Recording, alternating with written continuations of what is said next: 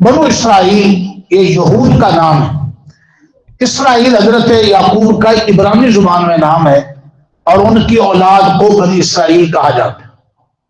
इसी में हजरत मूसा और ईसा भी आए।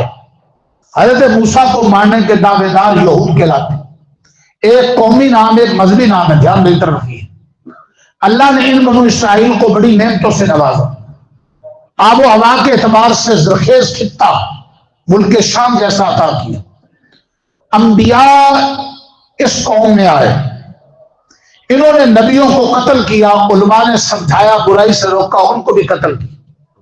जब कोई कौम नेमतों की नाशुक्री करती है, अल्लाह ताला एक वक्त तक उसको मोहलत देते हैं, फिर उसको निशान इबरत बनाते। इनकी हिस्ट्री को कुरान में जा बजा बयान किया है और हम सबको भी जगाया है। मुल्क पाकिस्तान एक अजीम नेमत है। रियासत मदीना के बाद इस्लाम के नाम पर बढ़ने वाला वाहिद मुल्क है। जब नाकदरियां करोगे तो रुसवा होगे। नबी आखिर ज़मान अल्लाह ने हमें दिया, जो नबियों के भी नबी और इमाम, नबी और रसूल भी है और खातमुन नबीन भी है। खत्म नबूवत का ताज किसी और को नहीं मिला, सिर्फ मिला तो नबी करीम को मिला। अब हमें चाहिए इसकी कदर करें। नाकदरियां करेंगे रुसवा होंगे। बनु इसराइल ने नाकदरियां की, अल्लाह ने जा बजा इनकी नाकदरियों का जिक्र किया है। हमें नसीहत की, शुक्रगुजार हो जाओ। फिर अल्लाह ने इनको बंदर बनाया, कौम इमालका के खिलाफ जिहाद करने को हुक्म दिया, इन्होंने जिहाद ना किया, ये हड हराम हो गए। ऐ मूसा आप जाएं और आपका रब लड़े, हम तो यहाँ बैठ कर मन्ना हलवा खाएंगे। मन्ना हलवा अल्लाह ने मजाने 3 में सारा दिन सफर करते रहते थे, वापसी का अगले दिन फिर वहां के वहां। ये सफर होता ही नहीं था। नहुसत पैगंबर की दुआ की बरकत से अल्लाह ने उनको मन्ना सलवा दिया। मन्ना बटेर, सलवा बटेर, नुमा भूनी हुई चीज, और मन्ना जो था हलवा था, ये आसमान से ये गिजा उतरती थी। इन्होंने इसकी बिना शुक्री की। हमें तो हुई साग चाहिए और हमें गंदम चाहिए, बड़ी नेमत की नाशुक्री।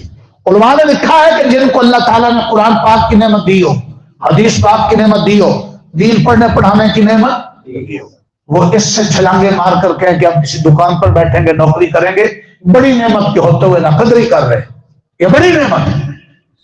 अब बतलाओ कैसा बच्चे कुरान पढ़ रहे, रूह ताजा नहीं हो रही?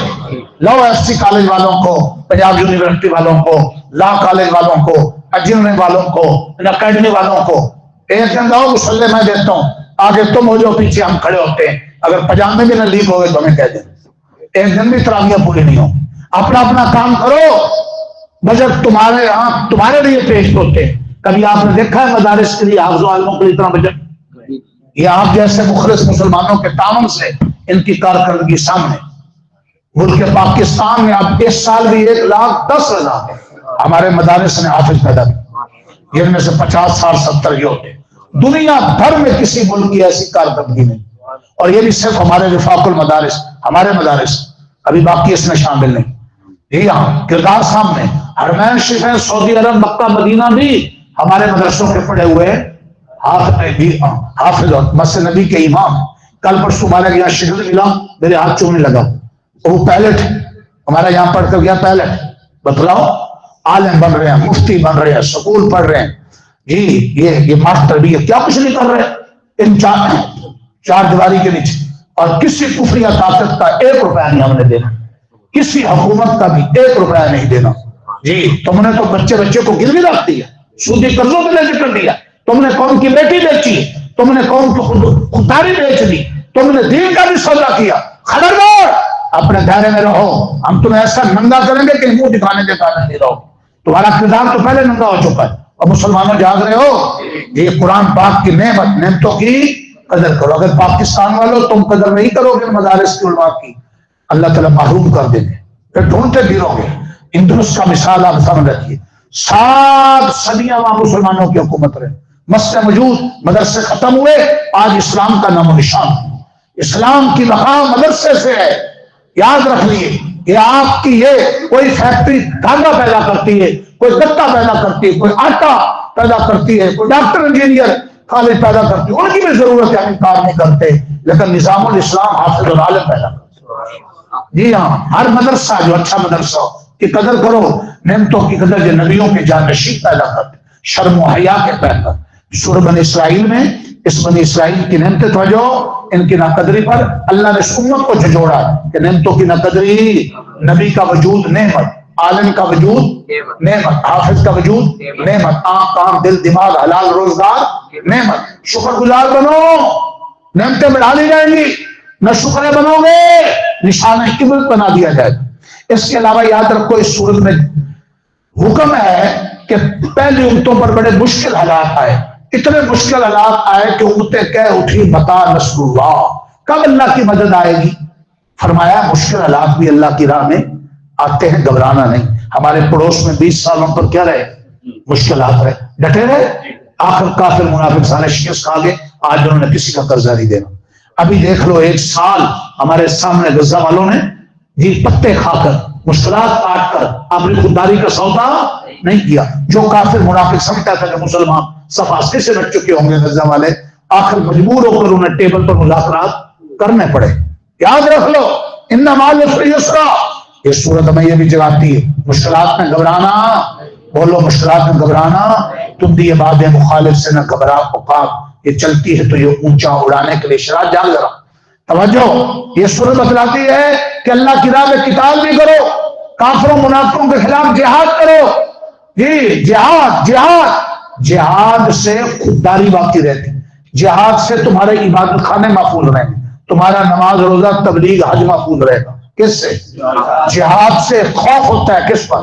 دشمن پر. مسلمانوں نے جہاد قتال چھوڑا تو یہ ذلت سامنے آئی کہ جو ہماری بیٹیوں کے سودے ہوئے جی انہوں نے ٹی اے ڈی اندر سے بھی بنایا غیر سے بھی بنایا. آئے دن باہر جاتے ہیں اور وہ ان کا ذہن بات کرتے ہیں. ابھی بھی گئے ہوئے تھے سب ننے سوچنے والے ابھی بھی ادھر جا کر جی سر بڑا میاں کہنے لگا اپنے متحدوں کو ہم تو امریکہ کے غلام ہیں، ہم امریکہ کے غلام ہیں.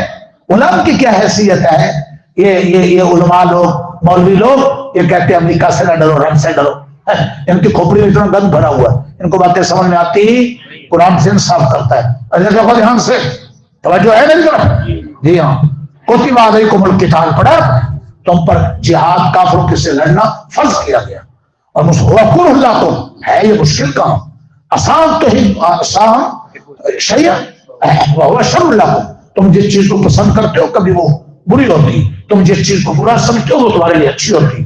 لوگ سمجھتے ہیں بے پردگی میں مزہ ہے، ناچ گانے میں مزہ ہے، لیکن اس میں تباہی ہے. پردہ عورتیں مشکل سمجھتی، لوگ داڑھی رکھنے کو مشکل سمجھتے، جہاد کو مشکل سمجھتے، اللہ کی راہ میں دیے پیسے کو خرچ کرنے میں مشکل سمجھتے ہیں. اسی میں جو تمہاری برکت اور نجات ہے، ایسے جہاد میں بھی تمہاری نجات ہے، قتال میں بھی تمہاری نجات. تو یہ میری طرف ہے توجہ. شراب سوتا بھی توجہ چونچو ہوتی رہتی پوری طرح بھی میں توجہ. میرے طرف دھیان دیجیے، پونے میں دعا کرنا چاہتا ہوں. دھیان ہے. لوگ جہاد سے ہجرت سے جان پٹاتے ہیں. جہاد کرنا اللہ کے دین کو غالب کرنے کے لیے کافروں کا زور توڑنا ہے، اور اللہ کے دین کی خاطر اپنا وطن شہر صوبہ چھوڑنا پڑے اسے ہجرت کہتے ہیں. حضور نے مکہ چھوڑ کر مدینے آئے، حضرت ابراہیم نے ہجرت کی. ان میں تمہارے لیے بہت بڑا اجر ہے، ایمان والوں کے لیے، ہجرت والوں کے لیے، جہاد قتال والوں کے لیے. آگے ہے کہ شراب اور جوا یہ ام الخبائث ہے. یہ آج کل جو جوا کھیلا جاتا ہے نا، دن دہاڑے ہم مالدار ہو جائیں، جوا میں تباہی. یاد رکھو شراب جو پاکی میں پاکی کا تمیز بھی ختم کر دیتی. شراب پی کر بیٹی اور بیوی کی تمیز ختم ہو جاتی. فرمایا یہ ساری خواصوں کی اور برائیوں کی جڑ ہے. وقتی فائدہ ہے تو مزہ ہے، وقتی فائدہ جوئے میں ہے کہ جب آمن فامن مالدار ہو جاتے، لیکن اللہ کی ناراضگی ہے، تباہی ہے. بچ جاؤ اس سے. آگے فرمایا دیکھو تم جب شادیاں کرتے ہو بچوں کی بچیوں کی تو ایمان اور دین کو سب سے پہلے دیکھا کرو. تو جو نہیں طرف تم مال دیکھتے ہو اور لش پش دیکھتے ہو، اس کا انجام اچھا نہیں. ایک حسن والی لڑکی لے کر آ گئے، اخلاق اس کے نہیں تھے، خوف خدا اس میں نہیں، وہ نہ خامر کی عزت، نہ ساس کی عزت، نہ سسر کی عزت. اور ایک دماغ دیکھا لش پش پیسے والا ہے، سسرال دیکھ کے اپنے گھر کوٹھی. لالچی اتنے ہوتے ہیں آئے دن رسوا کرتے رہتے. پر میں دیکھو بچوں بچیوں کے رشتے کرتے ہوئے سب سے پہلے کس کو دیکھو؟ خوف خدا. خوف خدا اور جو طرف خوف خدا اور حیا والی لڑکی بیوی اور بہو بنانے میں جو تمہارے لیے فائدے ہم نے چھپا رکھے ہیں، وہ اس مالدار مشرک کافر بے دین عورت میں نہیں. دیندار خوف خدا حیادار بچے کو دماغ بنانے میں جو فائدے ہیں وہ بے دینوں کی لشپش میں نہیں ہے. سوچئے ذرا. اللہ و حسن بصری کے پاس ایک آدمی حضرت بیٹی جوان رشتہ آ رہے مشورہ دو. فرمایا جس کے اندر خوف خدا دیکھو رشتے کی ہاں کر دینا. مزاج مل گیا نور اللہ نور، مزاج نہ ملا تو یاد رکھو ظلم تو نہیں کرے گا. اب مزاج مل گیا تو بیوی کو شوکیس میں لا کر سب کو دکھاتے. بغیرتوں کی شادیاں دیکھی آپ نے کبھی؟ ان کی لڑکیوں کے اندر جا کے لڑکا بیٹھتا ہے اور لڑکی کو سارے مردوں کے اندر سے دیکھو سارے مٹھا دے کھڑے ہوتے. توبہ کرو استغفار کرو رمضان میں بیٹھے ہو کہ ایسی غلطیاں نہیں کریں. بولو لڑکی لڑکیوں میں بیٹھے مرد مردوں میں بیٹھے. عورتوں میں کوئی مرد نہ گھسے، مردوں میں کوئی عورت نہ گھسے. ٹی وی نہ پیانا ڈام ڈھول تماچا نہ ہو. شرم و حیا پر بنیاد رکھو رشتوں کی. خوف خدا اور دین پر بنیاد رکھو. اللہ نے توفیق دی اچھا کپڑا پہننے میں، اچھا کھانا کھانے میں کوئی حرج نہیں. کبھی ناممکن ہے ناممکن ہے. کیسے ناممکن ہے؟ ابھی آپ لوگوں نے چند دن پہلے دیکھا ہے. ممکن ہے ناممکن ہے؟ ممکن ہے ناممکن ہے؟ ہمت کرو آج بھی سب ممکن ہے. ارادہ کرتے ہیں. اللہ نے اس صورت میں سبق یہ پڑھایا. دوسرا سبق یہ پڑھایا، دیکھو بات سنو. جی ہاں، حالت حیض میں، حیض ماہواری کا خون ہوتا ہے، بڑے عام مسائل سمجھ رہا. ہر عورت کو بالغ ہونے کی نشانی ہے کہ کم سے کم 3 دن، زیادہ زیادہ 10 دن خون آتا ہے. یہ عورت کی صحت کا راز ہے. اس حالت حیض میں یہودی لوگ عورت سے کہ قریب بھی نہ جاتے، اس کے ساتھ بیٹھنا اٹھنا پسند نہ کرتے، کھانا پینا بھی. اور عیسائی لوگ حالت حیض میں عورت سے ہم بستری کرنے سے بھی باز نہیں آتے. اسلام نے یہ دونوں افراد تفریق کے طریقے تھے حد سے بڑے ہوئے. اسلام نے جو تعلیم دی ہے وہ ہے حالت حیض میں ناک سے لے کر گھٹنے کے نیچے تک اتنے حصے کو مرد کے لیے دیکھنا یا ننگے حصے کو چھونا حرام. ازدواجی تعلق حرام ہے. کیوں حرام ہے؟ ہمارا فائدہ. جی ڈاکٹر بھی کہہ رہے ہیں یا سائنس بھی کہہ رہی ہے، اسلام نے تو پہلے سے کہہ دیا حالت حیض میں ازدواجی تعلق قائم کرنے سے مرد عورت کو لا علاج قسم کی بیماریاں پیدا لگ جاتی. رک جاؤ رک جاؤ، یہ گندگی ہے. ہاں رہے گھر میں اور کھا بھی سکتے ہو، اس کے ساتھ بیٹھ بھی سکتے ہو، چھو بھی سکتے ہو کپڑے کے ساتھ. یہودیوں کی طرح بالکل گھر ہی علیحدہ کر دینا ٹھیک. عیسائیوں کی طرح ہم بستری سے باز لانا یہ بھی ٹھیک. حیض کے احکام توجہ توجہ. آگے طلاق کی بات ہے. طلاق کو اسلام نے کسی حال میں بھی پسند نہیں کیا. طلاق اچھی چیز، تمام جائز کاموں میں ناپسندیدہ کام طلاق ہے. ابغض الحلال الطلاق. لیکن بہرحال باوجود ناپسندیدہ ہونے کے بعض ناگزیر حالات میں طلاق دینی پڑ جاتی. تو بھلا کیوں؟ مل کر دھیان دو ذرا، توجہ رکھا کرو، دھیان کرو ذرا. وجہ یہ ہے کہ کبھی کبھی میاں بیوی دونوں میں سے کوئی ایسا سرکش ہوتا ہے کہ وہ ظلم کی انتہا کرتا ہے. بعض اوقات میاں ظالم ہوتا ہے، بعض اوقات بیوی بڑی بدتمیز ہوتی. اور نکاح کا مقصد تو سکون تھا. ایک دوسرے کا میاں بیوی لباس تھے. سکون حاصل ہونے کی بجائے عذاب بن کے رہ جاتا. ایسی صورتوں میں مجبوری کے تحت طلاق کی اجازت. لیکن حکم یہ ہے کہ زمانہ جاہلیت میں بھی طلاق دی جاتی تھی اسلام سے پہلے، لیکن کوئی حد بندی نہیں. 100 طلاقیں دے دیتے. اسلام نے یہ کیا کہ تم زیادہ سے زیادہ طلاقیں کتنے دے سکتے ہو؟ تو دیکھو کتنے، لیکن 3 بھی اکٹھی مت دو. ایک طلاق دو، وہ بھی پاکی کے دنوں میں، حیض کے بعد جب پاکی آ جائے. اس کو طلاق سنی کہتے. کیوں ایک طلاق دو؟ جب جدائی مقصود ہے تو ایک سے جدائی ہو جائے گی، 3 کیوں دیتے؟ بعض اوقات ایک طلاق دینے کے بعد میاں کو تب بھی ہو جاتی، بیوی کو تب بھی ہو جاتی، اپنی غلطی کا احساس ہو جاتا ہے، یا بچے چھوٹے چھوٹے، صلح کی توفیق ہو جاتی. دونوں خاندانوں سے کو 2 آدمی اٹھتے ہیں اور وہ سمجھا دیتے ہیں تو چانس باقی رہتا ہے ایک طلاق کے بعد. عدت کے اندر 3 ماہواریاں عدت ہوتی. ماہواری نہ آتی ہو تو 3 مہینے عدت ہوتی. عورت حاملہ ہو تو بچے کی ولادت تک عدت. یہ 3 عدت کی صورتیں ہیں. معاشرہ یہ سمجھ رہا ہوتا ہے کہ صرف 3 مہینے 3 مہینے 3 مہینے. ان کونسلروں کو کیا پتا چیئرمینوں کو، ان کو تو کلمہ نہیں آتا. طلاق کے مسئلے ان کے مسئلے جاتے ہو، علماء کے پاس جایا کرو. یہ علماء بھی ہر مسجد کا امام نہیں، غیر عالم تکڑا عالم جس کی قرآن حدیث پر نظر ہے وہ تمہیں مسئلوں کا حل بتلائے گا. جی ہاں، ایک طلاق اگر دینی پڑے تو دوسری طلاق بھی دے سکتے ہیں، لیکن اس کا درجہ پہلے سے کم ہے. اچھا طریقہ یہی ہے کہ دینی پڑے کبھی تو ایک دن، البتہ ایک یا دو کے بعد عدت کے اندر اندر رجوع کا اختیار ہے، 3 دینے کے بعد کوئی رجوع کا اختیار، 3 اکٹھی دے دے بھیا وقت یا وقفے وقفے سے دے دے، تینوں صورتوں میں طلاق مغلظہ ہے۔ کئی لوگ پروپیگنڈا کرتے ہیں ہمارے معاشرے میں کہ 3 طلاقیں ہوتی صرف ایک ہوتی، اور 3 دینے سے منع کیا گیا ہے، 3 دینے تو 3 بھی ہو جائیں گے۔ یہ باری جب کوئی ادھر آ گیا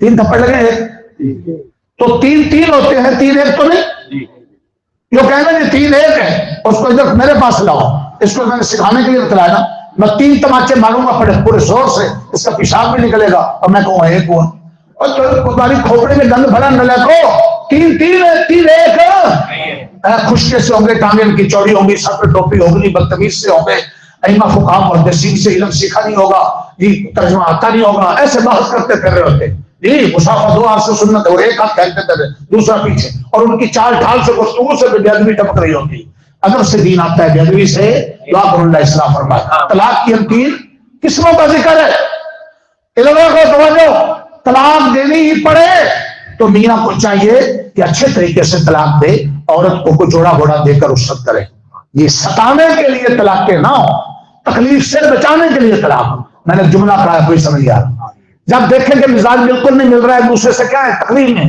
تو ایک دوسرے کو تکلیف سے بچانے کے لیے طلاق ہو، نہ کہ ستانے کے لیے طلاق۔ اور اسی طرح طلاق دیتے تھے زمانہ پہلے، اور طلاق دیتے تھے پھر رجوع کر لیتے تھے، پھر طلاق دیتے تھے پھر رجوع، پھر طلاق، پھر رجوع، پھر طلاق، پھر تماشا چل رہا ہے، تو خبردار ایسا نہ کرو۔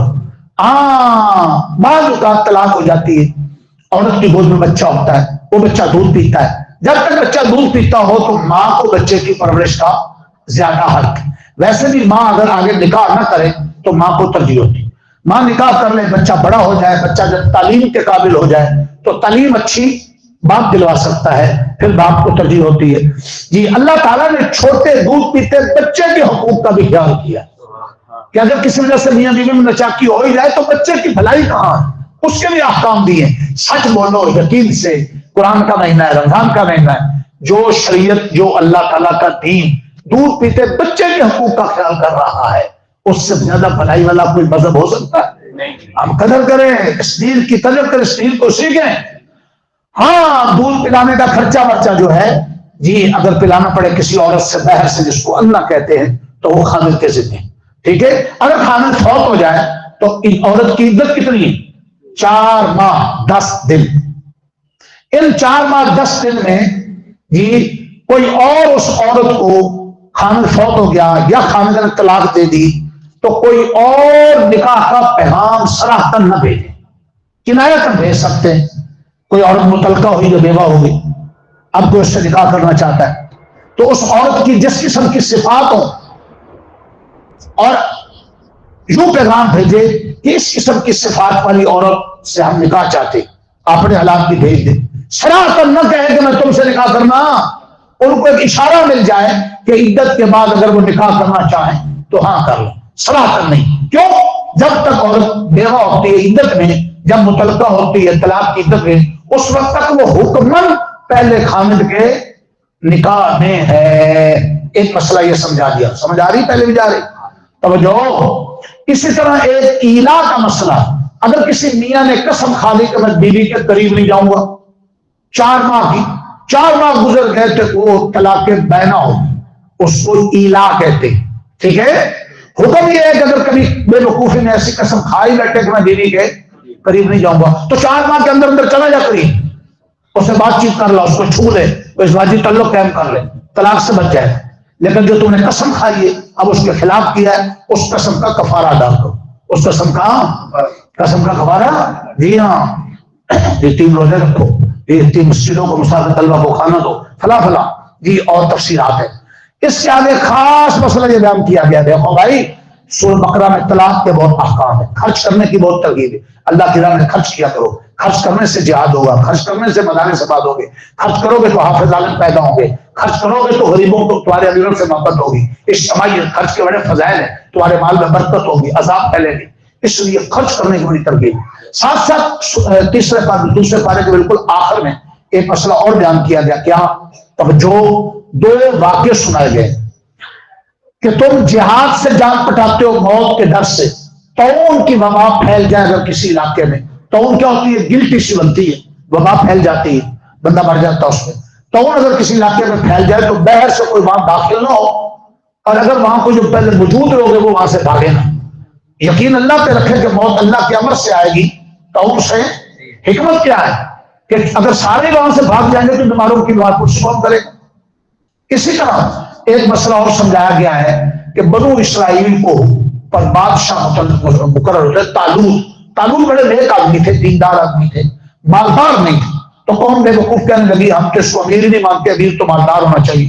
امیر کے لیے، امام کے لیے مالدار ہونا ضروری، دیندار ہونا اور دلیر ہونا، اور یاد رکھو جہاد کرو تو طاقتور ہونا ضروری، صفات یہ ہونی چاہیے، مال تو آنی جانی چاہیے۔ لیکن اللہ نے ان کو جہاد کا حکم دیا، انہوں نے طرح طرح کے بہانے بنائے، جہاد کیا نہیں۔ طالوت نے جنگ کی کس کے خلاف؟ جالوت بادشاہ کے خلاف۔ جالوت بنو اسرائیل کا بڑا خرپینچ تھا، اور اس طالوت کے جہادی قافلے میں حضرت داؤد اس وقت لڑکے تھے، اپنے باپ کے بچوں میں سے چھوٹے قد والے تھے، یہ ہمارے نوکر کی طرح ہلکے پھلکڑے تھے، سمجھ رہے ہو؟ انہوں نے پھٹکی دکھائی اور ایسا جالوت کو نشانہ بنایا، گھڑم نیچے گرا، ٹانگیں کھڑی۔ اللہ اکبر! مرد اس بچے کے کرتب کو دیکھ کر طالوت بادشاہ جو تھا بنو اسرائیل کا، اس نے اپنی بیٹی کا رشتہ دے دیا۔ بچیوں کے رشتے کردار دیکھ کر دیے جاتے ہیں، مال دیکھ کر نہیں دیے جاتے۔ قوم کی مت ماری ہوئی ہے، سمجھ آ رہی نہیں آ رہی؟ ارے شعیب نے اپنی بچیوں کا رشتہ دیا تھا موسیٰ علیہ السلام، کیا دیکھ کر؟ حیا ایمان دیکھ کر، اللہ نبوت بھی دے دی تھی۔ یہ انہوں نے دیا جہاد اور صفات دیکھ کر، اور ہم سلمان دیکھتے ہیں ان کا انجام ہے گھر گھر طلاق، ہمیں اجڑتے گھر دیکھتے ہیں خاندان، اور جو ہے بہتر مارے ہو۔ اب آگے تیسرا پارہ شروع ہو رہا ہے۔ تیسرا پارہ شروع میں انبیاء کے خصائص کا ذکر ہے۔ ہر نبی کو اللہ نے کوئی نہ کوئی خصوصیت کی، کسی کو اللہ نے اپنے سے ہم کلامی کا شرف دیا، جیسے موسیٰ علیہ السلام، کہ حضور علیہ السلام کو اللہ نے سب سے زیادہ خصوصیات عطا فرمائی۔ آگے آیت الکرسی قرآن مجید کے سب سے تیسرے پارے کے شروع میں افضل ہے، سب سے افضل ہے کون سی بولو؟ آیت الکرسی ہے۔ آیت الکرسی سب کو یاد ہونی چاہیے، رات کو پڑھ کر سویا کرو، شام بچھو چور ڈکوں سے حفاظت ہوگی۔ آیت الکرسی میں یاد رکھو 50 جملے ہیں، 50 کلمے ہیں، 10 جملے ہیں، 17 بار اس آیت میں اللہ کا نام ہے۔ کتنی بار؟ کہیں اعلانیہ کہیں مخفی۔ آیت الکرسی کے بعد یہاں 2 واقعہ عجیب آ رہے ہیں۔ نمرود بڑا بدماش بادشاہ تھا، اور وہ لوگوں کو خدا اپنے آپ کو کہتا تھا۔ ابراہیم علیہ السلام کا زمانہ تھا، ابراہیم نے اس کو جھجوڑا، سمجھایا۔ نبی ڈرتا کسی سے نہیں، نبی صرف اللہ سے ڈرتا ہے اور لوگوں کو اللہ سے ڈراتا ہے۔ جی حضرت ابراہیم نے جب جھجوڑا، اس کو ڈرایا، پاگل کیا ہو گیا ہے؟ رب وہ ہے جو سورج کو مشرق سے نکالتا ہے، مغرب سے ڈبوتا ہے۔ جی رب زندگی موت دیتا ہے۔ اس کی کھوپڑی میں دم تھا، کہنے لگا اچھا خدا وہ ہے جو زندگی موت دیتا ہے۔ اس نے ایک بے گناہ کو قیدی بنا کر یاد رکھو قتل کر دیا، اور ایک مجرم کو بری کر لیا۔ ہر ابراہیم سمجھ گئے کہ اس کی کھوپڑی موٹی ہے، اس کی کھوپڑی میں بات ہر ابراہیم نے اپنی دلیل کا پینترا بدلا، کہا میرا خدا وہ ہے جو سورج کو مشرق سے نکالتا ہے، مغرب میں ڈبوتا ہے۔ تو اگر سچا خدا ہے تو سورج کو مغرب سے نکال۔ فبوئت الذی کفر، کافر کی بولتی بند ہوگی۔ اس نے ادب سکھا دیا ہر عالم کو، مفتی کو، کیا کہ جب تمہارا مخاطب موٹے دماغ کا ہو تو دلیل اگر باریک دلیل نہ سمجھے تو اس کی سطح کو سامنے رکھ کر دلیل کا انداز بدل۔ سمجھا رہی؟ حضرت عزیر علیہ السلام کا قصہ ہے، سورہ بقرہ میں 5 قصے ہیں یہ مسئلہ سمجھانے کے لیے کہ مرنے کے بعد دوبارہ زندہ ہونا۔ ایک گائے والا کل پڑھایا تھا، اور گائے جو مقتول کو زندہ ہو کر آئے۔ ایک عزیر علیہ السلام گزرے نے بستی کے پاس سے، ساری بستی کھنڈر بڑی پڑی، جیسے ہم فیصل ٹاؤن کے پاس سے، لاہور کے پاس سے گزرے، سارے گھر گرے پڑے ہوں کھنڈر۔ تو عزیر علیہ السلام گزرے بستی کے پاس، ساری کھنڈر۔ عزیر علیہ السلام کے دل میں آیا کہ جو ساری بستی کھنڈر ہے یہ دوبارہ کیسے زندہ ہوں گے لوگ مرنے کے بعد؟ اللہ نے حضرت عزیر پر 100 سال نیند آئی، 100 سال، اور ان کا جو گدا تھا اس کی ہڈیاں گل سڑ گئی، اور جو کھانا تھا لم یتسنہ وہ خراب نہیں ہوا۔ 100 سال بعد اللہ نے دوبارہ زندہ کر دیا۔ اپنے عزیر کو سمجھایا کہ جو ذات ایسا کر سکتی ہے وہ مرنے کے بعد زندہ بھی۔ ابراہیم علیہ السلام کو خیال آیا کہ اللہ مردوں کو بھلا کیسے زندہ کرے گا؟ اللہ نے فوراً پوچھا ولم تؤمن، اے ابراہیم چلا میرے پر یقین نہیں؟ کہا کیوں نہیں یار، یقین تو میرا ہے۔ مولوی شرائط پھر سوچتا ہے، اللہ لکھا پھر سوچتا ہے ہمیشہ، جی توجہ میری طرف ہے، میری تو حاضری ہوتی ہے، میں میرے اوپر کیوں بیٹھ کے؟ جی ٹھیک ہے میں بیمار ہوں، کمزور ہوں، میری گرفت میرے مر جانے کے بعد تمہیں یاد ہے مولویو میری گرفت۔ ہمارے ولیمے میں لوگ سمجھ رہے تھے کہ ایسا کنٹرول کیا ہوا ہے کہ جیسا جلسہ کنٹرول کرتے، عجیب بات ہے. میں نے وزیر کو کہا, میں نے افسروں کو کہا, میں بات سنو ہے, پیٹرول ہے. میں نے کہا ہمیں کام دین کا کرنے دو, اگر ہم تمہارے میدانوں میں آ گئے تمہارے میدان خالی ہو جائے. یاد رکھو, توجہ ہے میری طرف. یہ سوچتا ہے ملائک آدمی انہوں نے سب کو جگانا. جی توجہ. جی بیگم کو عمرہ کرایا ویل چیئر پر گھما گھما کر, اتنے بڑی نوکری دینی آئی, ساس بھی ساتھ ماں بھی ساتھ, ان کو ویل چیئر پہ جھوٹے نہیں دیے, بیگم کو دیے. جی مولوی صاحب زندہ باد, اور سبحان اللہ. ہاں مولوی اتنا خیال کرتے ہیں اپنی بیویوں کا, تو سبحان اللہ. ہاں ٹینشن لے لو, میرے پہ دھیان دو, ادھر دو ادھر دو, اس کو جہانا تو جو ہے اب تو نہیں سوئے گا, ادھر دیکھ رہے آپ, میری طرف دھیان دینا, بات ختم کرنے دو. حضرت ابراہیم علیہ السلام نے کوئی بات نہیں, کوئی عذر ہوگا بیچارے نے ویل چیئر پہ کرا دیا, کوئی عیب کی بات بھی نہیں ہے. ویسے خوشو خضو پیدا ہوتا ہوگا تو بات توجہ ہے. ہاں توجہ نہیں تو حضرت ابراہیم علیہ السلام, حضرت ابراہیم, اللہ جی آپ کیسے مرنے کے بعد زندہ کریں گے؟ فرمایا میرے ابراہیم کی تجھے یقین.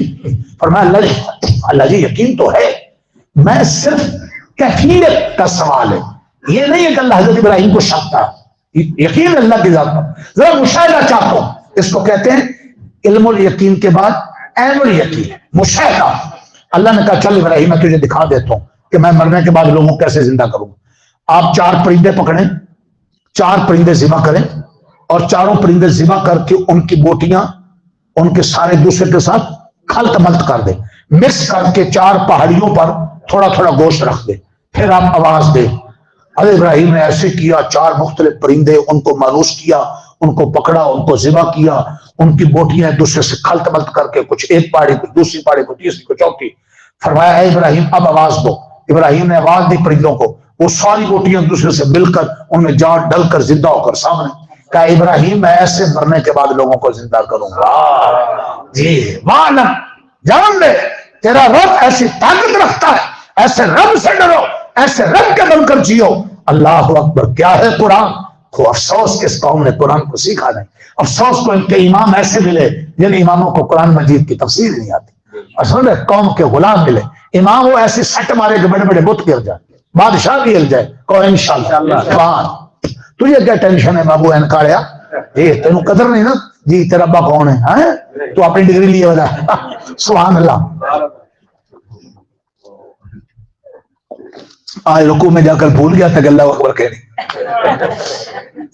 ڈھیلے ڈھیلے رکوع کرا, 10 منٹ آپ نے لیٹ کیا. آج آپ نے جیسے فرض نماز پڑھاتے ہیں ایسے سکون سے تراویح پڑھی.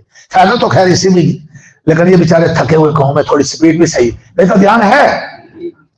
یہ واقعہ سنا دیا ابراہیم نے سب. آگے خرچ کرنے کی آداب, اللہ کی راہ میں خرچ کرو, 700 گنا تمہیں نفع ملے گا. ہے کوئی دنیا کا بینک جو 700 گنا ترقی دے؟ 10 گنا بس اللہ ترغیب دے رہے ہیں. لیکن خرچ کرتے ہو جس پر خرچ کرو, مسجد مدرسہ غریب مسکین رشتہ دار, احسان نہ جتلاؤ. احسان جتلاؤ گے تو تمہاری نیکی ضائع ہو جائے. فرمایا دیکھو خرچ کر کے ان کو حقیر بھی نہ سمجھو, جی تم نے جس کے لیے دیا وہ دیکھ رہا. اگر تم خرچ کر کے احسان جتلاتے ہو, دکھلاوا کرتے ہو, اعلان کرواتے ہو, نمائش کرتے ہو, جن پر خرچ کرتے ہو ان کو حقیر سمجھتے ہو, تو پھر سن لو تمہاری نیکی یوں ضائع ہو جائے گی جیسے چٹان کے اوپر مٹی ہو اور اس کے اندر دانا ڈالا جائے. تم سمجھتے ہو کہ اس سے کھیت اگے گا, ہلکی سی بارش آئی, آندھی آئی اور وہ ساری مٹی بھی گئی, دانا بھی گیا. اللہ مثالیں دے کر سمجھا رہے. اللہ مثال دے کر سمجھاتے ہیں کہ آپ جب خرچ کرنے لگو نا تو اپنی چیزوں میں سے چھانٹی کر کر کے نکمی چیزیں جو مارکیٹ میں بکنے کے قابل نہیں ہیں وہ نہ میری راہ میں دیا کرو, عمدہ چیزیں دیا کرو. یہ سوچا کرو, یہ نہ سوچو کس کو دے رہے ہیں, یہ سوچا کرو کس کے لیے دے رہے ہیں. سبحان اللہ. ادب سکھایا, ادب ادب.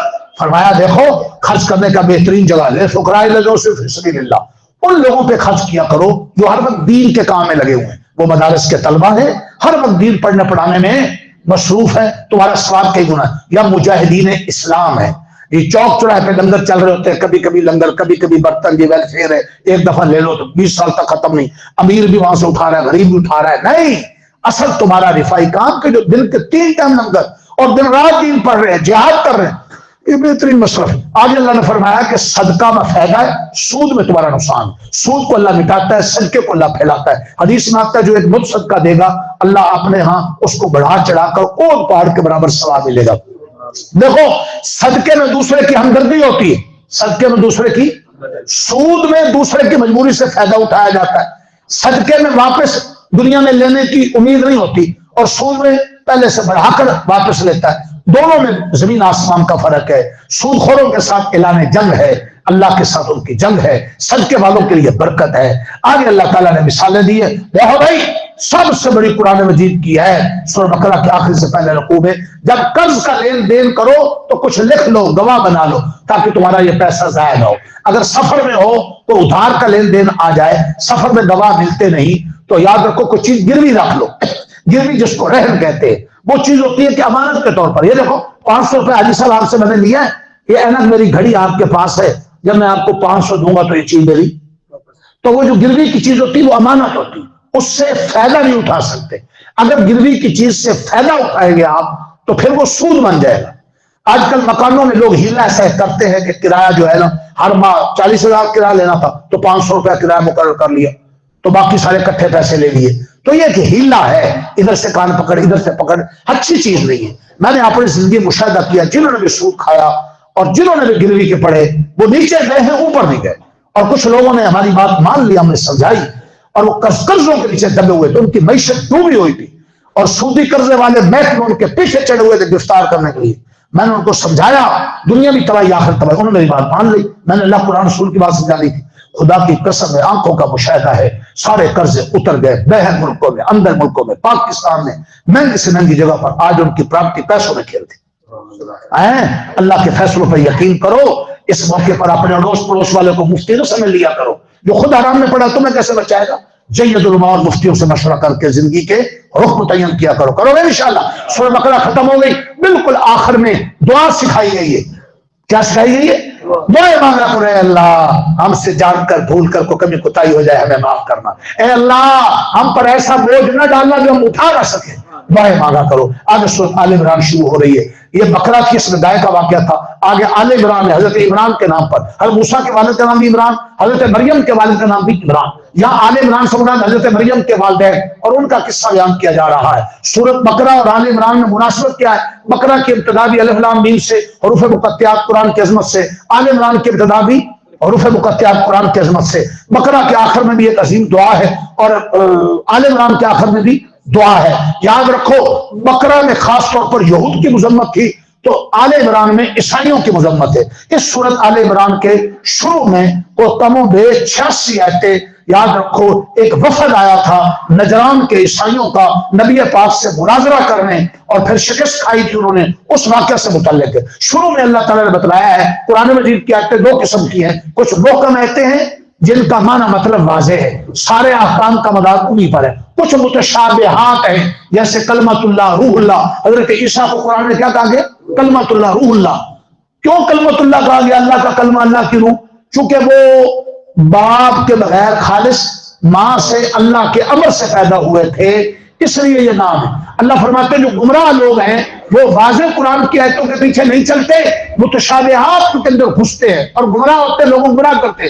جبکہ متشابہات کا معنی اللہ سوا کے, اللہ رسول کے سوا کوئی جانتا نہیں ہے. یہ ایک بات سمجھائی گئی ہے. فرعونیوں کی تباہی کا ذکر ہے, کافروں کی تباہی کا ذکر ہے, اہل علم کی اور فرشتوں کی گواہی کا ذکر ہے. اس نے بڑے پیارے انداز میں باتیں پڑھی تھی. اللہ شاہد اللہ انہ لا الہ الا هو والملائکۃ واولو العلم قائما بالقسط, کہ اللہ ایک ہے, اللہ ہی کرتا دھرتا ہے. اس بات کی گواہی علم والے بھی دیتے ہیں, ملائکہ بھی دیتے ہیں. ان الدین عند اللہ الاسلام, اللہ کے قابل قبول دین ہمیشہ کے لیے اسلام ہے. اسلام کے علاوہ جانے جھانکو گے یومیت, عیسائیت, قادیانیت, انکار حدیث, تباہ ہو جاؤ گے. کوئی قبول نہیں ہے. ہمیشہ اسلام پر جینا ہے, اسلام پہ مرنا ہے. کہو انشاءاللہ. کسی لالچ میں آ کر ادھر ادھر بیر اندر یورپ کی بوری نوکری چھوکری آئے, ادھر ادھر کے چکر میں اپنا ایمان کا سودا, اللہ یہ سمجھاتے ہیں. آگے اللہ فرماتے ہیں دیکھو بھائی, جو مسلمانوں کو چھوڑ کر کافروں سے دوستی لگائے گا, مسلمانوں کے راز کافروں کو دے گا, مسلمان خطوں کو نقصان پہنچائے گا. اللہ فرماتے ہیں لا یتخذ المؤمنون الکافرین اولیاء من دون المؤمنین. جس بدبخت حاکم جنرل جج وکیل حکمران نے اسلام کو مسلمانوں کو نقصان پہنچا کر کافروں سے یاری کی, اللہ فرماتے ہیں اس کا مسلمانوں سے کوئی تعلق نہیں, اسلام سے کوئی تعلق نہیں, ایمان قرآن سے کوئی تعلق نہیں. سن رہے ہو؟ قوم کی بیٹی آپ یہ بیچی کی نہیں بیچی؟ اپنے پڑوس والوں کو مروایا گیا نہیں مروایا گیا؟ یہ ساری بغیرتیاں, ڈھنڈورا کرو بغیرتوں کو, یاد رکھ لو, ان کے سامنے سامنے جھکایا کرو. جی اس لیے تو امریکہ اسرائیل علماء کے مدرسوں کے خلاف، ان کو پتا ہے کہ یہ سارے لکھ جاتے ہیں، یہ مسجد مدرسے سے یہ وہ لوگ ہیں جو قرآن پڑھ کر ہماری بےحیائیاں بتلاتے ہیں، اس لیے ان کو ہر وقت خالص نہیں رہتی اپنے گلوکاروں کے ذریعے کسی طریقے سے پروپیگنڈا کرو تاکہ جو علماء کے سامنے بیٹھے نا مسجد مدرسے سے دور ہو جائیں۔ اگر ہم اس سے دور ہو گئے تو ایمان بھی محفوظ نہیں ہوگا۔ اپنی ایمان کی بقا ہے کہ ہم قرآن سے علماء سے اپنا تعلق مضبوط کرو گے انشاءاللہ۔ آگے 3 واقعے ہیں، آج ہم دعا کرتے ہیں۔ اس سارے مسئلے کے علاوہ کتنے ہیں؟ 3 واقعے کہ حضرت مریم حضرت عمران کے ہاں پیدا ہوئی۔ حضرت مریم کے والد عمران تھے، ان کی والدہ ہنہ بنت فاقوس تھی، دونوں بوڑھے ہو گئے، بچہ پیدا کوئی نہیں ہو رہا، امید ہوئی تو دونوں نے منت مانی، یا اللہ ہمیں بیٹا تو دے گا نا تو ہم تیرے گھر بیت المقدس کا خادم مقرر کر دیں گے، کوئی نوکری ووکری اس سے، کیونکہ اس وقت رواج تھا کہ اللہ کے گھر کی خدمت کے لیے کیا دیے جاتے لڑکے۔ تم بھی سارے ارادہ کرو کہ اگر کوئی بیٹا ہوگا تو ہم اس کو عالم مفتی اللہ کے دین کے لیے دیں گے، کم کرو گے ارادہ؟ میں آپ کے سامنے بیٹھوں، میرے 6 بچے تھے، 6 کے 6 حافظ عالم، میں نے دونوں دماغ بھی عالم، اللہ اکبر، میں بھی جی رہا ہوں ابھی اسی طریقے سے جی رہا ہوں۔ میں بہو بھی کون سی عالمہ حافظہ، خلاص، شریف پردہ، خلاص، کوئی بیوٹی پارلر نہیں، خلاص، کوئی ناچ کرنا ڈھول ڈمال نہیں، خلاص، دوستوں کو کھانا اچھا کھلائیں گے، کوئی حرج، بوسوں سے اچھا کھایا نہیں کھایا، یہ اپنا دین کیوں خراب کرتے؟ تیار کرتے ہو نیت کرتے ہو؟ انہوں نے نیت کی کیا؟ بیٹا اللہ دے گا، اللہ کے گھر پہ دے گا، اور بیٹی پیدا ہو گئی مریم، پریشان ہوئے کہ اللہ ہم تو بیٹا مانگا، اللہ نے کہا لیس ذکرک الانثی، جو بیٹا تم مانگ رہے ہو وہ اس جیسا نہیں ہے جو بیٹی میں نے دی، ایسی بیٹی دی ہے جس کے بطن سے نبی پیدا ہوا۔ حضرت مریم کائنات کے 5 عورتوں میں سے ایک ہیں جو سب سے افضل ہے، حضرت عائشہ، حضرت خدیجہ، حضرت فاطمہ، حضرت مریم، حضرت آسیہ، سبحان اللہ۔ اس لیے پریشان نہ ہوا کرو بیٹی کے پیدا ہونے پر۔ عبد الرحمان صاحب کی ایک بیٹی تھی، دوسری پیدا ہوئی، فوراً میں نے فون کیا، میں نے کہا بیٹا گھبرانا نہیں، آدھا دن صبر آدھا دن شکر، تمہاری تمنا ہوگی کہ بیٹا ہو، تمہیں کیا پتا کہ بیٹی اللہ کے زیادہ فائدے مند ہے بیٹا، اور جو چاہت کے خلاف اس پر صبر کرتے، یاد رکھو، اور اس پر اللہ کو راضی کرتے۔ پریشان ہونا یہ اللہ جانتا ہے کون زیادہ فائدے مند ہے۔ ہاں بعض اوقات بیٹیاں زیادہ خدمت والی ہوتی، بیٹی کو ایسی حیادار ہوگی، اس کے بطن سے حافظ عالم مفتی شیخ الاسلام تقشوانی پیدا ہوگا، حسن بصری پیدا ہوگا، امام غزالی پیدا ہوگا، کیا ہو گیا ہے؟ اس لیے بیٹیاں، یہ بیٹیاں نہ ہوتی تو میں کیسے بنتی، سبحان اللہ۔ اس لیے ان کو حقیر، یہ کافروں مشرکوں کا طریقہ ہے، اللہ نے مسئلہ سمجھا دیا۔ آج جو سیدہ مریم جو تھی چھوٹی سی بچی تھی، والد عمران فوت ہو گئے، مسجد کے امام تھے، آج مسجد کے امام زندہ بھی ہوں تو ہم ان سے محبت نہیں کرتے، 2 نمبری کرتے، وہ فوت ہو گئے تو مسجد کے سارے نمازی بھاگ کر آ گئے، ہم نے اپنے امام کی بچی کی پرورش کرنی، ہم نے پرورش کرنی، ہم نے پرورش کرنی۔ کتنے اچھے لوگ تھے، سچی بولو، اپنے امام کی بچی کی، چونکہ امام کیا ہو گیا، فوت ہو گیا، ہم تو زندگی میں جان نہیں کرتے۔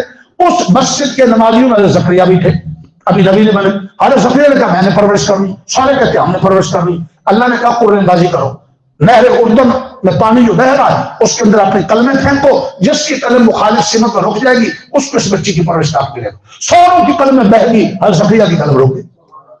حضرت زکریا سے پرورش کرانے میں حکمت بھی تھی کہ حضرت زکریا کی جو بیوی تھی وہ حضرت مریم کی خالہ تھی، اور خالہ ماں کی طرح ہوتی۔ اب حضرت زکریا علیہ السلام ان کی بیوی کے پاس یہ لاڈلی بچی، اللہ اکبر، جب کہیں ادھر ادھر جاتے مسجد حجرے میں تالا لگا کر جاتے، جب واپس آتے تالا کھولتے تو اندر وہ پھل جن کا موسم ہی نہیں۔ یا اللہ یہ کیا بات ہے؟ حضرت زکریا بوڑھے ہو گئے، اولاد کوئی نہیں تھی، 100 سال عمر، ان کے دل میں ایک رغبت پیدا ہوئی، جو رب اس بچی مریم کو بے ہوش میں پھل دے سکتا ہے وہ رب ہمیں بڑھاپے میں، بولو تسی نیت کر لو بچہ اللہ دے دے جڑا سارے مدرسے داخل ہوئے عالم بولنا کیوں نہیں؟ عجیب بولنا یار، لا عجیب بات ہے۔ حضرت زکریا کے دل میں رغبت پیدا ہوئی، اور پہلے بچے تو تم نے یورپ کو دے دیا، اب تو نیت کر لو بھٹی صاحب، لڑکھڑاتے پھر تم نیت تو کرو یا نیت نہیں کرتے انشاءاللہ۔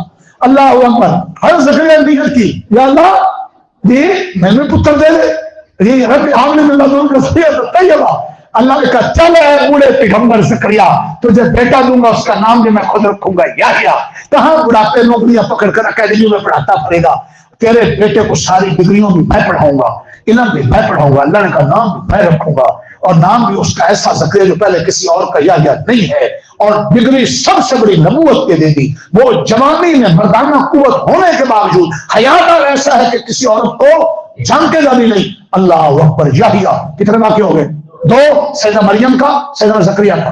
ایک دونوں بچی پیدا ہوئی ماں سے، ماں باپ سے بڑھاپے میں حضرت مریم اور زکریا کے یحییٰ پیدا ہوئے، ماں باپ تو تھے نا، بڑھاپے میں پیدا ہوئے، دونوں واقعے اللہ کی قدرت ظاہر کرتے۔ تیسرا واقعہ عجیب، سیدہ مریم کسی مرد سے نکاح ہی نہیں کیا، جبریل امین نے پھونک مارا گریبان میں، حمل ہو گیا، بیٹا عیسیٰ پیدا ہوا۔ جب عیسیٰ پیدا ہوا اللہ کی قدرت کی نشانی، یہودی بدبخت انہوں نے یہ عقیدہ بنا لیا کہ عیسیٰ سولی چڑھ گیا، مر گیا، ختم ہو گئے۔ عیسائیوں نے یہ عقیدہ بنا لیا کہ عیسیٰ یاد رکھو وہ سولی چڑھے تھے، پھر زمین میں دفن ہو گئے، پھر زمین سے نکلے آسمانوں پہ چلے گئے، خلاص۔ اللہ نے کہا یہ سب بکواسات ہے، قرآن مجید اعلان کیا ہے۔ صحیح عقیدہ وہ ہے جو قرآن نے بیان کیا، حضور نے بیان کیا مسلمانوں کا، کیا عیسیٰ نہ سولی چڑھے نہ فوت ہوئے، وہ اللہ نے آسمانوں پہ اٹھا لیا۔ مسئلے کی تفصیل ہے، قرب قیامت میں وہ آئیں گے، جی 33 سال کی عمر میں اٹھائے گئے، قرب قیامت میں وہ آئیں گے حضور علیہ السلام کی امتی کی حیثیت سے۔ اللہ اکبر، یہ ہے صحیح عقیدہ۔ اس مسئلے میں جو بحث کر رہے تھے عیسائی نجران کے، حضور نے ان کو کہا آؤ سامنے میرے دلائل کے میدان میں ہو، وہ آ نہیں سکے۔ 14 ان کے بڑے مذہبی توپ بھی تھے، وہ بھی میدان میں دلائل میں ہار گئے۔ حضور نے کہا چلو کون ہے سچا کون ہے جھوٹا، تم بھی سارے بیوی بچوں کے ساتھ آ جاؤ، ہم بھی آتے ہیں، سارے رب کے سامنے دعا کرتے ہیں کہ یا اللہ جو جھوٹا ہے اس پر تیرا عذاب آ جائے، لعنت ہے۔ وہ سارے میدان سے بھاگ گئے، جزیہ دینے پر تیار ہو گئے۔ اس دعوت اور چیلنج کو مباہلہ کہتے ہیں۔ کیا کہتے ہیں؟ ہمارے مولا مزور احمد چنوٹی ہر سال قادیانیوں کو کیا دیتے ہیں؟ دعوت مباہلہ دیتے ہیں، ربو ہمارے چریوٹ میں ابھی بھی ہم دیتے ہیں، آؤ سچے بتاؤ میدان میں، قادیانی آتے ہیں، اس کو دعوت ہے مباہلہ کہتے ہیں۔ آگے یہودیوں کی خواستیں، یہ یہودی نا صبح صبح مسلمان ہو جاتے تھے، شام کے ٹائم کافر ہو جاتے تھے، ایک چال کے تحت، تاکہ سادے مسلمان نا ان کے جال میں پھنس کر وہ بھی اسلام سے پھرے۔ اللہ نے ان کی تباہی کا ذکر کیا ہے۔ اور بالکل آخر میں آخری باتیں بڑی عجیب تھی، اللہ فرماتے ہیں جو جھوٹی قسمیں کھاتے جھوٹے وعدے کرتے ہیں ان کے لیے 5 سزائیں، توبہ کر لینا۔ جو جھوٹی قسمیں کھاتے ہیں جھوٹے وعدے کرتے ہیں ان کے لیے اللہ ان کو پاک نہیں کرے گا، اللہ نظر رحمت سے دیکھے گا نہیں، اور اللہ تعالیٰ ان کو سخت عذاب ہوگا۔ اس لیے جھوٹ سے جھوٹے وعدوں سے بچیے۔ آخر میں فرمایا اللہ والے بن جاؤ، سارے اللہ والے بھنگ چرچ سے نہیں بنو گے، قرآن پڑھا سنا کرو۔ آج کے سبق میں اللہ فرماتے ہیں قرآن پڑھنے سننے سے تم کیا بن جاؤ؟ اللہ والے بن جاؤ۔ آگے نبی اکرم کی عظمت کا بیان ہے، حضور صلی اللہ علیہ وسلم کے بارے اللہ نے ہر امت سے ہر نبی سے عہد لیا کہ میرا ایک نبی آخر زمان آئے گا، تم نبیوں میں سے جو نبی اس کا زمان نہ پائے، خود نہ پائے تو اپنی امتوں کو کہہ کر جائے کہ اس نبی کا ساتھ دیں، وہ نبی سچا ہے، جو اس کا ساتھ دے گا وہ جنت میں جائے گا، جو اس سے مقابلہ کرے گا اور دائما ہوگا وہ کفر میں جائے گا، اور ساری دنیا کا مال دے کر بھی جہنم سے بچنا چاہے گا، بچ نہیں سکے گا۔ اس پر یہ پارا ختم ہو رہا ہے۔ یا الہ اللہ بارگاہ میں قبول فرما، ہمیں قرآن مجید کا فہم نصیب فرما، ایمان کا نور نصیب فرما، اسلام کی عظمت نصیب فرما، ہمیں نیک بنا، ہمارے بچوں کو نیک بنا، رمضان کو ہماری بخشش کا ذریعہ بنا۔ اے اللہ پورے عالم میں پھر سے اسلام قبول والا ہوا، صلی اللہ علیہ وسلم۔